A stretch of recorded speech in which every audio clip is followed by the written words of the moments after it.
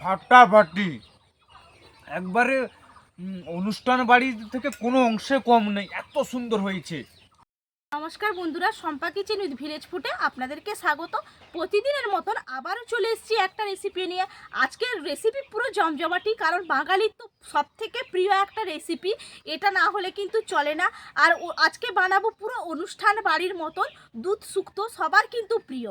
আমি যেইভাবে অনুষ্ঠান বাড়ির স্টাইলে বানাবো, আপনারা না দেখলেও মিস করবেন, আবার বাড়িতে না বানিয়ে খেলেও কিন্তু মিস করবেন বন্ধুরা, এতটা সুন্দর হয় খেতে।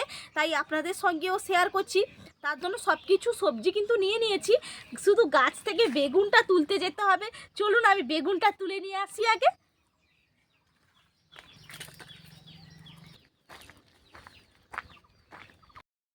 বেগুন তুলে নেব। এ দেখুন একটা বেগুন পেয়ে গেছি। কালকে তো আপনাদেরকে দেখিয়েছিলাম যে বেগুনে কত গাছে ঝাঁকে বেগুন হয়েছে, এখান থেকেই তুলে নেব। দেখুন দুটো বেগুন আমি তুলেছি।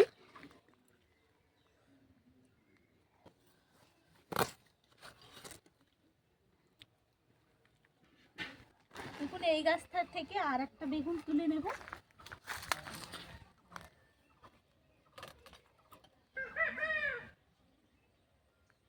দেখুন মোট 4টে বেগুন আমি তুলে নিলাম। এরপর রান্নাঘরে আমি চলে যাচ্ছি। রান্নাঘরে চলে এলাম, সব কিছু গুছিয়ে নিয়ে একবারে বসে পড়েছি। আর এখানে দেখুন কত রকম সবজি নিয়েছি, এই যে কাঁচকলা, গাজর, রাগালু, উচ্ছে, পেঁপে আর সজনে ডাঁটা, সবগুলো আমি ভালো করে কেটে নেব। তার আগে কিন্তু ভালো করে ধুয়ে পরিষ্কার করে নিতে হবে। একটা বোলের মধ্যে নিয়ে নিচ্ছি জল। সজনে ডাঁটাগুলো প্রথমে কেটে নেব। আর এই সিজনে যদি শুক্তো না খাওয়া হয় তাহলে কি খেলাম বলুন বন্ধুরা। আর প্রথম পাতে একটু শুক্তো না খেলেও কিন্তু চলে না।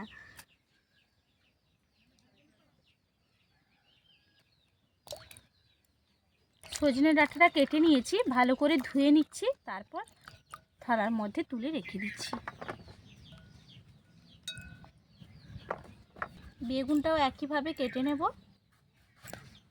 বেগুনগুলো দেখুন একবারে নরম, এরকম কিন্তু কচি কচি বেগুনগুলো খেতেই ভালো লাগে। জলের মধ্যে ফেলে দেব, কারণ বেগুন তো কালো হয়ে যায়, এই জন্য সঙ্গে সঙ্গে কেটে আমি জলের মধ্যে দিয়ে দিচ্ছি। বেগুনগুলো ভালো করে দেখুন ধুয়ে নিচ্ছি, জলের মধ্যেই কিন্তু ফেলে রাখবো, পরে উঠাবো। যদি সঙ্গে সঙ্গে তুলে নিতাম তাহলে কালো হতো না, লবণ হলুদ মাখিয়ে রাখলে আর কালো হয় না। আর একটু পরেই ভাজবো, তো এই জন্য জলের মধ্যে ফেলে রাখছি। আর গাজরগুলো একইভাবে সবগুলো সবজি আমি কেটে নিচ্ছি।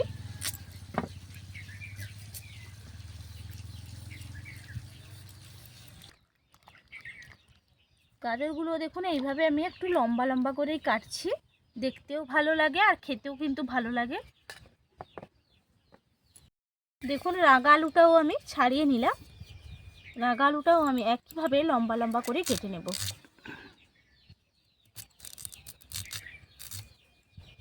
জলের মধ্যে একটু ভালো করে ধুয়ে নিচ্ছি।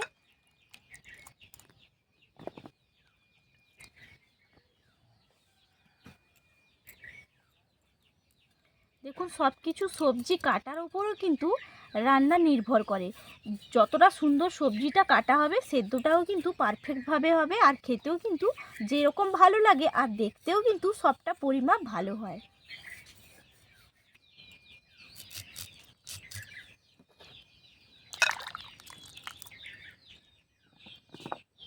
সবগুলো সবজি বন্ধুরা একইভাবে কেটে নিচ্ছি। দেখুন সবগুলো সবজি আমার কাটা হয়ে গেছে।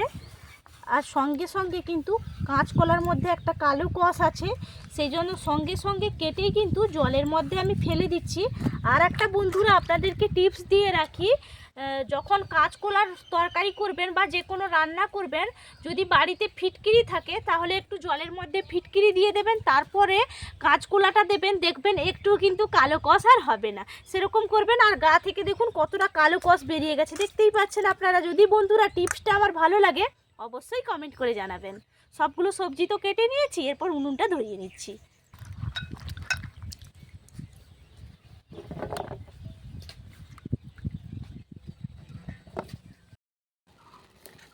দেখুন উনুনটা আমি ধরিয়ে নিয়েছি, এরপর কড়াইটা চাপিয়ে দিচ্ছি।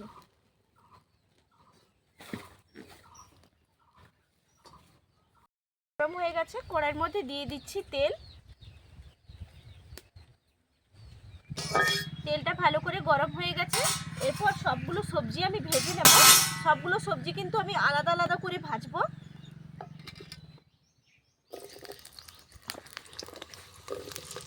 পেঁপেটা দিয়ে দিলাম।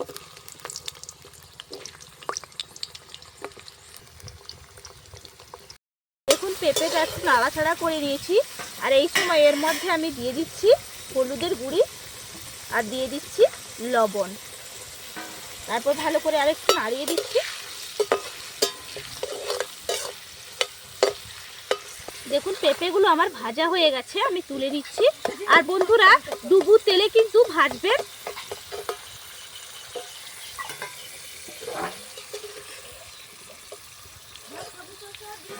তুলে নিলাম ভাজা পেঁপেগুলো। এরপর সবগুলো সবজি আমি একইভাবে ভেজে নেব।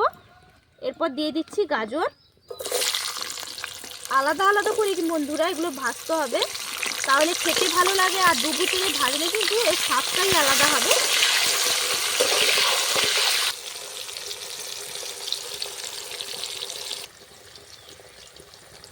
দেখুন গাজর ভাজার মধ্যে আমি দিয়ে দিচ্ছি পরিমাপ অনুযায়ী লবণ আর দিয়ে দিচ্ছি সামান্য একটু হলুদের গুঁড়ি। এরপর ভালো করে ভেজে তুলে নেব। দেখুন গাজর ভাজাগুলো ভেজে নিয়েছি ভালো করে। এরপর আমি তুলে নিচ্ছি। রাগালুগুলো দিয়ে দিচ্ছি।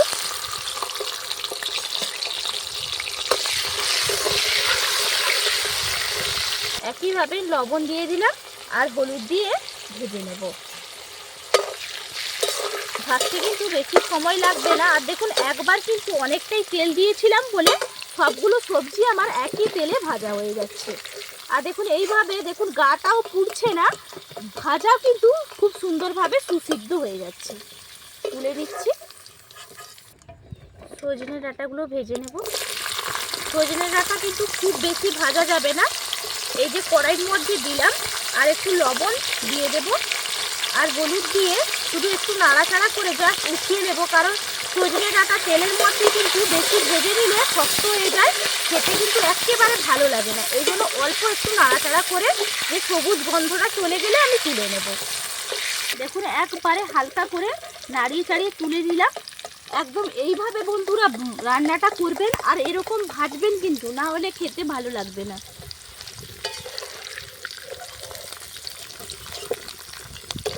এরপর বেগুনগুলো ভেজে নেব।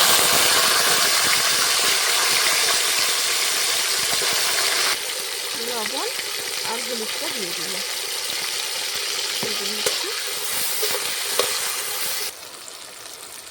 দেখুন ভাজা তো হয়ে গেছে বেগুনগুলো, তুলে নিচ্ছি।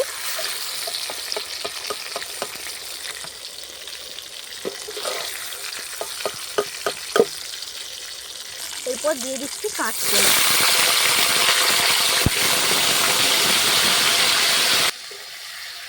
এর মধ্যে দিয়ে দেব লবণ আর হলুদ। ভালো করে নাড়াচাড়া করে ভেজে নেব।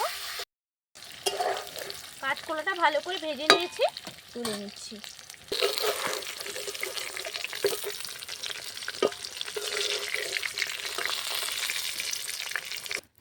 দিয়ে দিচ্ছি এরপর আলু।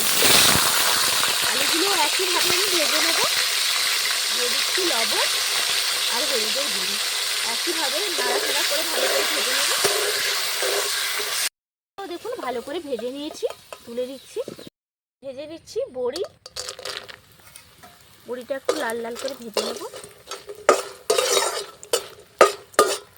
দেখুন বড়িগুলো ভেজে নিয়েছি লাল লাল করে, তুলে দিচ্ছি। সবার শেষে ভেজে নেব এই যে উচ্ছেগুলো ভেজে নেব। কারণ আগে থেকে দিলে কিন্তু তেলটা তেতো হয়ে যেত, এই জন্য সবার শেষেই কিন্তু এটা ভাজবো। আর এটা একটু ভাজতেও সময় লাগে, একটু ভালো করে মুচমুচে করে কিন্তু ভেজে নেব। এর মধ্যে দিয়ে দেব লবণ আর দিয়ে দেব হলুদ। দিয়ে এটা ভাজা হতে থাক, এখানে একটু নাড়াচাড়া করে দিচ্ছি। এখানে এটা তো ভাজতে সময় লাগবে। এই সময় আমি বেটে আনবো মশলা। এখানে নিয়েছি দেখুন আদা নিয়েছি আর নিয়েছি কালো সরষে আর পোস্ত, এই দুটো বেটে আনছি। দেখুন শিলনোড়াটা ভালো করে ধুয়ে পরিষ্কার করে নিয়েছি। এরপর আমি আদাটা বেটে নিচ্ছি।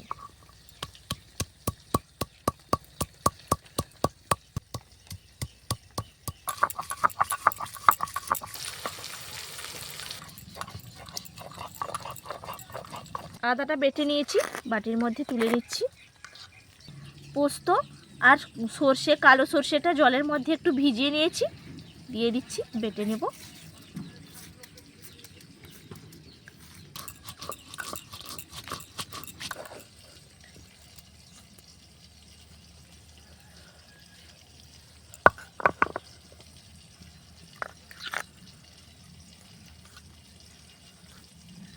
বাটা হয়ে গেছে। এরপর দেখুন করলাটাও ভাজা প্রায় হয়ে গেছে।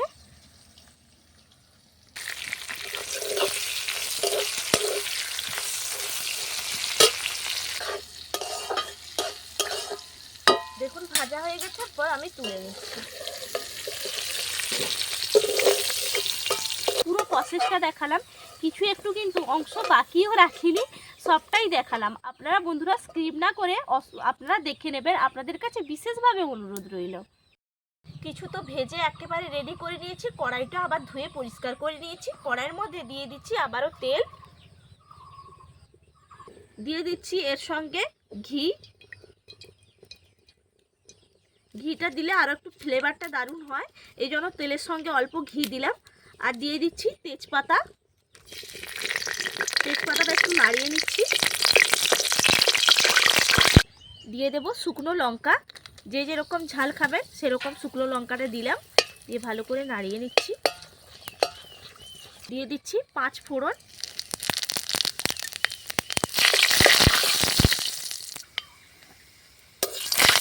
দেখুন 5 ফোড়ন, শুকনো লঙ্কা, তেজপাতাটা ভালো করে ভাজা হয়ে গেছে। এই সময় দিয়ে দিচ্ছি আদা বাটা।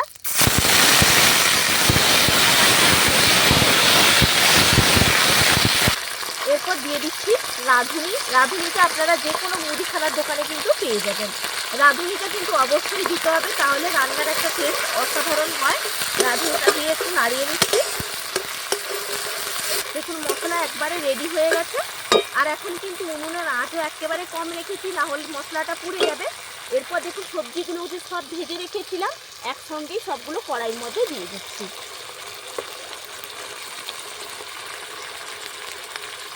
সবগুলো সবজি দিয়েছি, শুধু বেগুনটাই থালার মধ্যে রেখেছি। বেগুনটা পরে দেবো, কারণ ভাজা আছে, না হলে পুরো ঘেঁটে যাবে। এইসব পরে আমি ভালো করে মশলার সঙ্গে মিশিয়ে দিচ্ছি সবজিগুলো।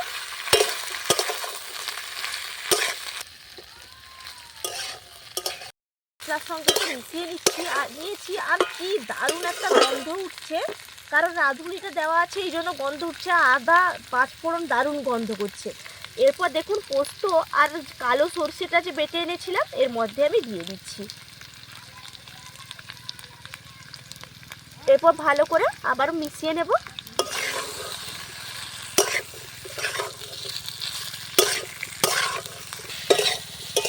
ভালো করে মিশিয়ে নিয়েছি। এর মধ্যে কিন্তু আর আলাদা করে আমি কোনো হলুদ আর ব্যবহার করব না, কারণ ভাজার সময় তো আমি অল্প অল্প হলুদ দিয়ে সবজিগুলো ভেজে নিয়েছি। এই সময় আমি দিয়ে দিচ্ছি অল্প জল।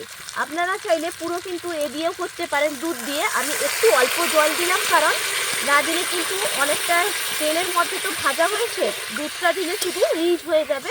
এই জন্য অল্প একটু কিন্তু জল ব্যবহার করলাম। আপনারা চাইলে পুরো দুধ দিয়েও কিন্তু করতে পারেন। দেখুন জলটা দিয়ে তো একটু পুরো চলে এসছে।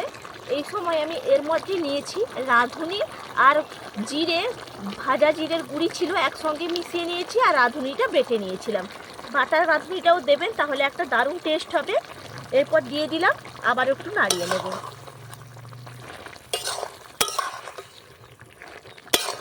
দেখুন ফুটতো চলে এসছে, রাঁধুনি বাটাটা ভালো করে মিশিয়ে নিয়েছি। এরপর আমি এখানে দুধ নিয়েছি, এই দুধটা আমি দিয়ে দেবো।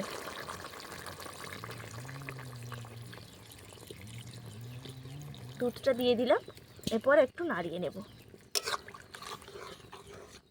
দেখুন কি সুন্দর দেখতে লাগছে।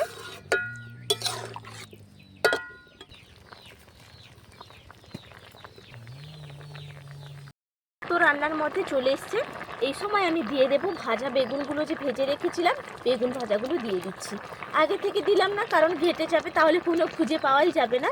এই জন্য এরকম আপনারা ফুটেলেই কিন্তু দেবেন, কারণ ভাজা তো হয়ে গেছে। এরপর আমি এর মধ্যে অল্প একটু লবণও দিয়ে দেবো, কারণ ভাজার সময় লবণ দিয়েছিলাম, যেহেতু একটু জল দুধ দিয়েছি সেই জন্য একটু লবণ দিলাম, সামান্য একটু লবণ দিয়েছি। এরপর নাড়িয়ে দিচ্ছি।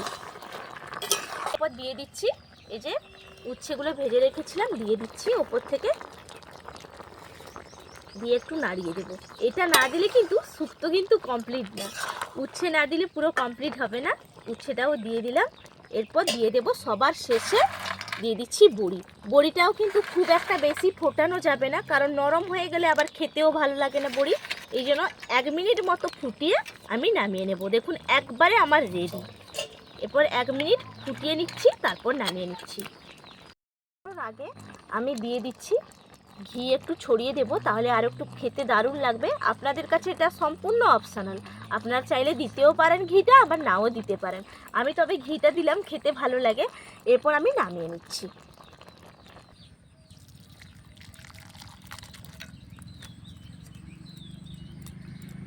দেখুন বন্ধুরা, খাওয়ার জায়গায় তো চলে এসেছি।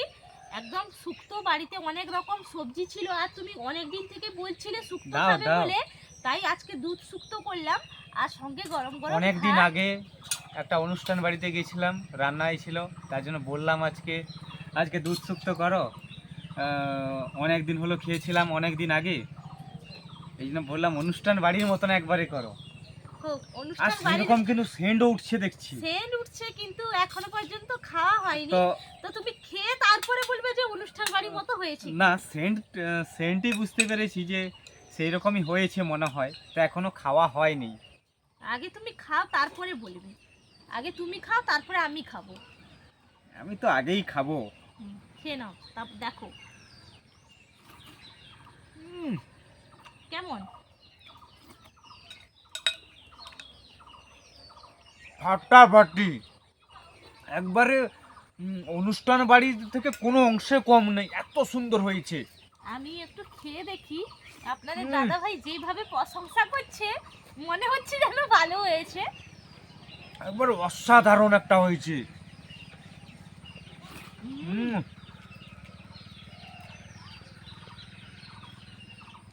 হেব্বি লাগছে কিন্তু। আমাকে আর একটু দাও।